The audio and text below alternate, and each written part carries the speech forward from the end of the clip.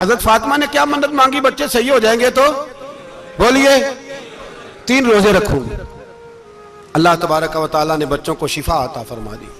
और मैं समझता हूं ये करबला की ट्रेनिंग थी। रोजे रखे बच्चों ने। किसने रोजे रखे? बच्चों ने। किसने? 7-8 साल की उम्रें बच्चों की। हजरत अली फरमाते हैं जब मैंने देखा ना मेरे बच्चे भी रोजे से हैं तो मैं कहीं से थोड़े से जौ लाया। ये शहजादे हैं कायनात के सबसे बड़े। फरमाते मैंने बीबी पाक को दिए तो सैयदा पाक ने जौ पीसे रोटियां पकाई। और जब ऐन इफ्तारी के वक्त खाना सामने आया तो दरवाजे पे भिखारी आया। ऐन उस बड़ा बेनियाज है अल्लाह, अजीब रंग है मालिक का। ऐन इफ्तारी का वक्त जब आदमी कहता है कि फटाफट हो जाए, भिखारी दरवाजे पे आया और उसने सदा दी, ओ मेरे रसूल के घर वालों, कई दिनों से रोटी नहीं खाई।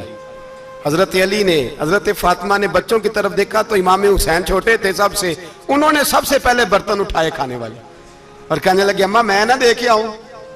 हजरत फातिमा रश्क करने लगी। मुस्तफा के नवासे बाहर गए, अपने हिस्से का खाना युसिरूना अला अनफुसिहिम वलौ काना बिहिम खसासा। अल्लाह फरमाते उन्हें बड़ी अशद जरूरत भी हो फिर भी वो दूसरों पे इशार कर देते हैं। वो खाना बाहर इमाम हुसैन दे आए, पानी से रोजा खोला, खजूरें खाई, लेट गए, सवेरे खजूरें खाई, रोजा रख लिया। शाम हुई तो हजरत अली फरमाते मैं फिर अगले दिन के रोजे के लिए जौ लाया। फातिमा ने पीछे रोटियां पकाई। 2 दिनों की भूख थी पर मालिक तू बड़ा बेनियाज है। आजमाने पे आया तो इस रंग में ऐन इफ्तारी के वक्त दरवाजे से आवाज निकली और मांगने वाले ने कहा कि भूखा भी हूं और यतीम भी हूं, यतीम हूं। हजरत फातिमा कहने लगी बेटा देर ना करना, यतीम का पेट भरने में देर नहीं होनी चाहिए।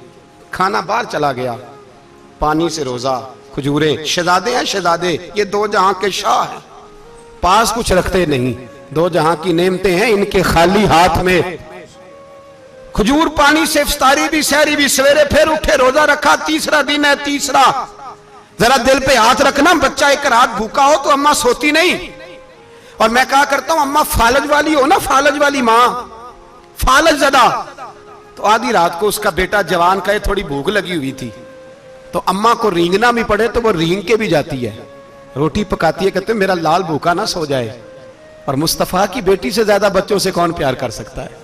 और 3 दिन के भूखे बच्चे, 3रा दिन आया, बड़े हौसले से बीबी कह देती है छोड़ो इनका तो काम है, ये तो आते रहते हैं, मेरे बच्चे भूखे, तुम पहले रोटी खाओ। लेकिन मेरे भाई करबला ऐसे नहीं सजती। ये जो बर्गर खा के नाराज होने वाले बच्चे होते हैं ये मैदानों में नहीं निकल पाते, इनके लिए मुश्किल होता है। हजरत फातिमा ने, हजरत अली ने ड्यूटी की, ड्यूटी अपने बच्चों को तैयार किया करबला के लिए। 3रे दिन जब रखा साहब ने खाना तो बाहर से बोलने वाला बोला का मैं मिस्कीन हूं, लाचार हूं, घर भी कोई नहीं, खाना भी कोई नहीं। इमाम हुसैन फिर उठे, 3रे दिन का भी खाना दे दिया।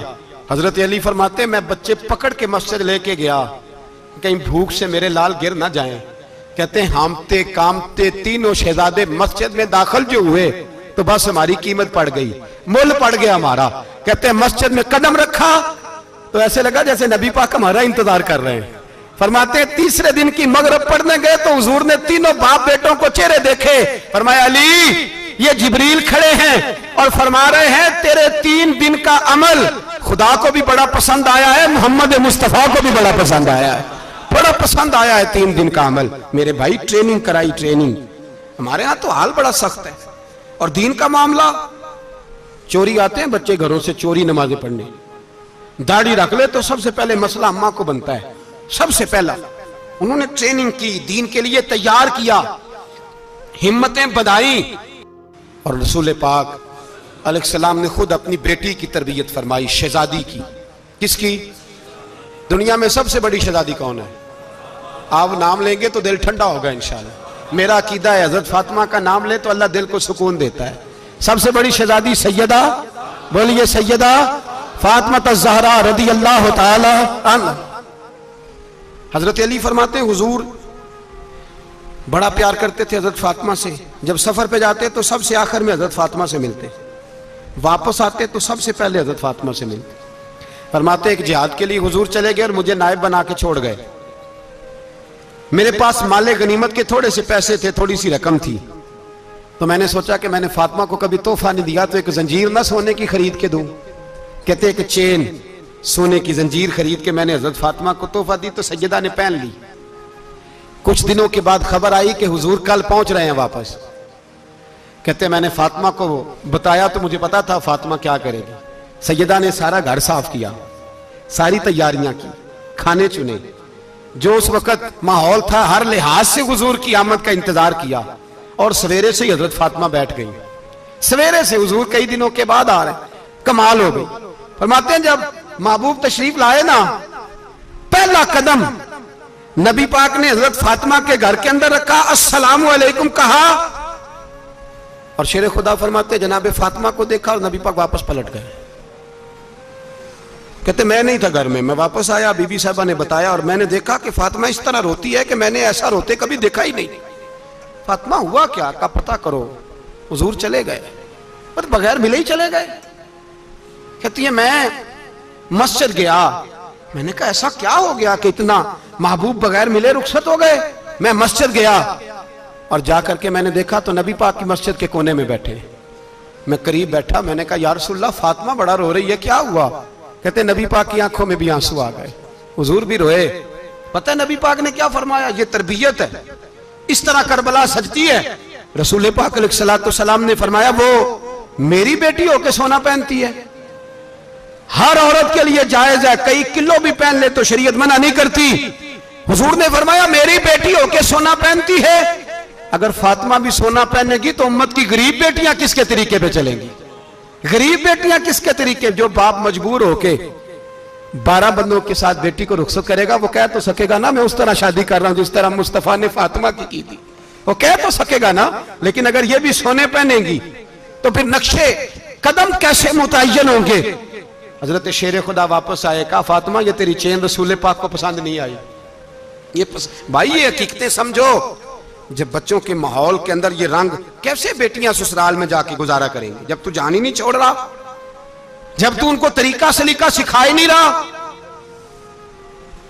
इल्ला माशाल्लाह कसरत के साथ मां बाप की गलत ब्रीफिंग होती है, जो हंसता बसता घर खराब होता है और बच्चे के मां बाप भी तकलीफ में होते हैं, इसलिए कि बच्चा तकलीफ में होता है।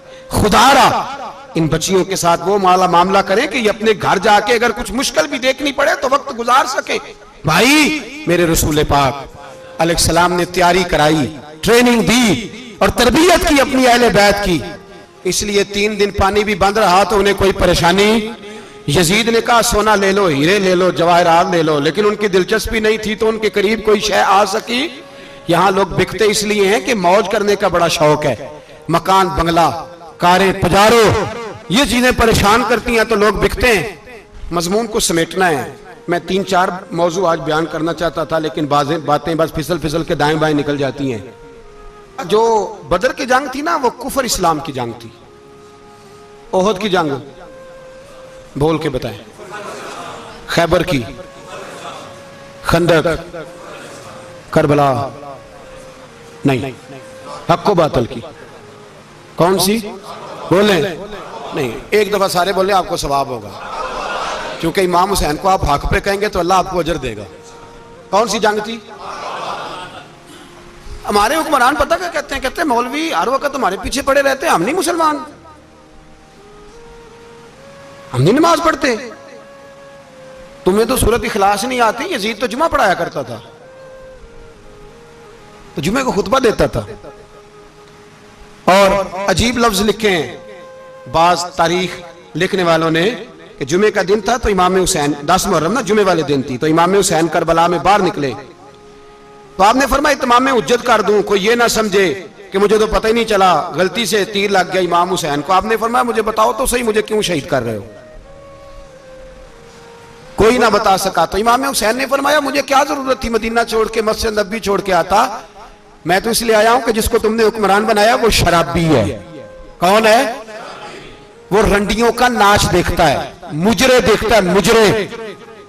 वो अल्लाह के हलाल को हराम और हराम को हलाल कहता है, लिहाजा मुसलमानों का हुक्मरान बनने के काबिल है ये इमाम। और ये मैं आपको एक नहीं, मैं 20 तारीखों में दिखाऊंगा कि यही खुतबा इमाम हुसैन का कि तुमने अल्लाह के हलाल को हराम, हराम को हलाल कहा, शराब, जिना, जुआ, बदकारी आम कर दी, लिहाजा यजीद मुसलमानों का हुक्मरान बनने का अहल